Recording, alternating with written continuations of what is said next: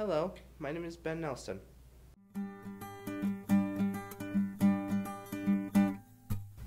I enjoy drawing.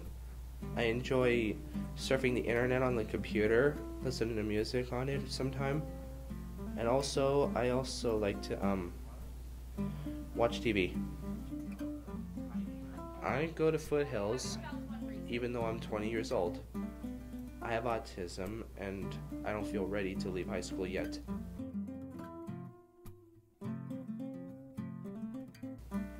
I first started drawing when I was 3 years old. Since I couldn't talk, my mom had to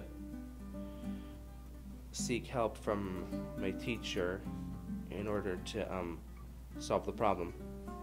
So they came up with the idea to have me draw a picture to tell them what I want, or communicate with them better.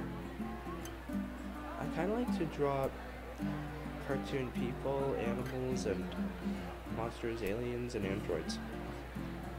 I gather them by looking up a lot of animated movies, and also,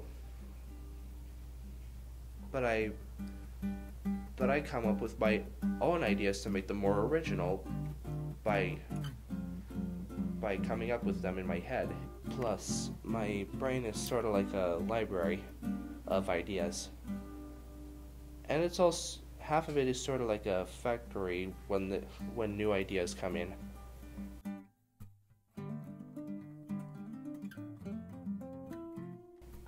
I wanted to be an author because I wanted to show the world what a good artist I am and how fully functioned I am for a kid with a disability like that. The book was published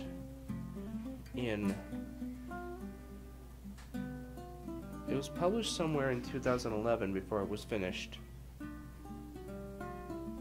But then the book was finished in somewhere this year in 2013. The development of the book began in 2009 when Ms. Clark made a project. She gave us a project so that we could work on it.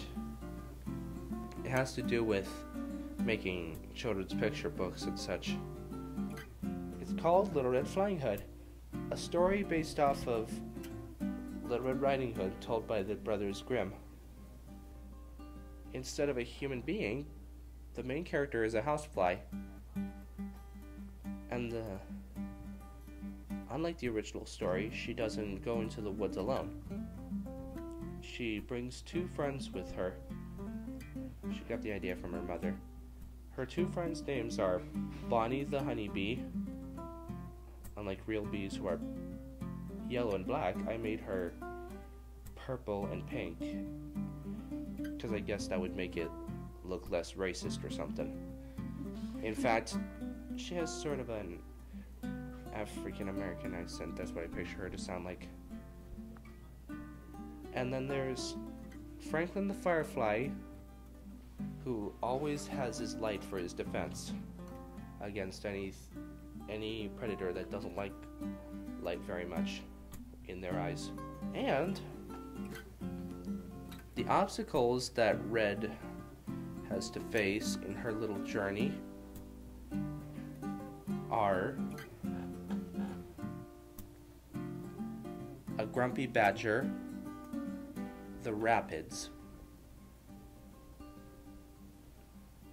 a silhouetted owl named Ironclaw,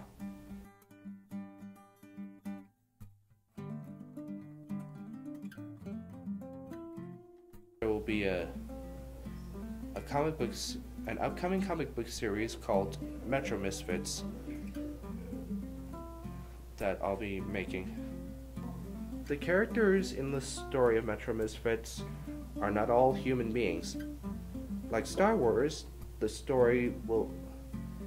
Earth will be inhabited with aliens and robots too.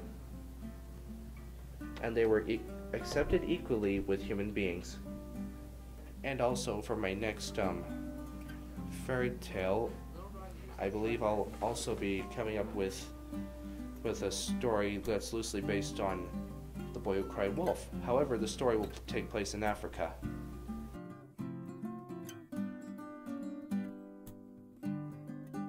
Well, when you have a baby, you expect, you have all these expectations of how it's going to go and the paths you're going to take and what might happen, all these things in your mind.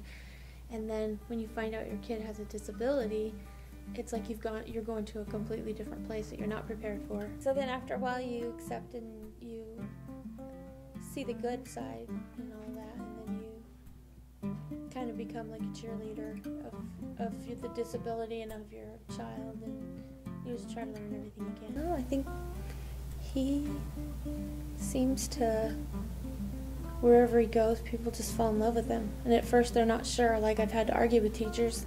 Once they meet him, he's just so sweet, and they see he's going to be easier than you think, and then he does great.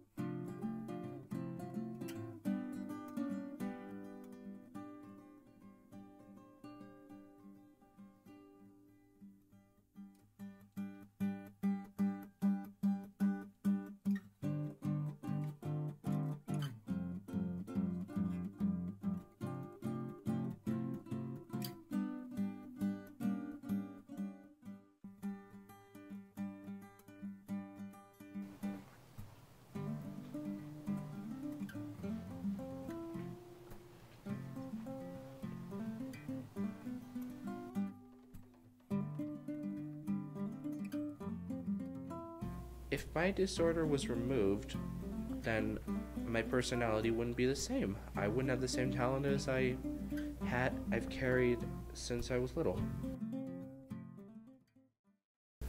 I am what I am, and I like being me. I don't ever want to change.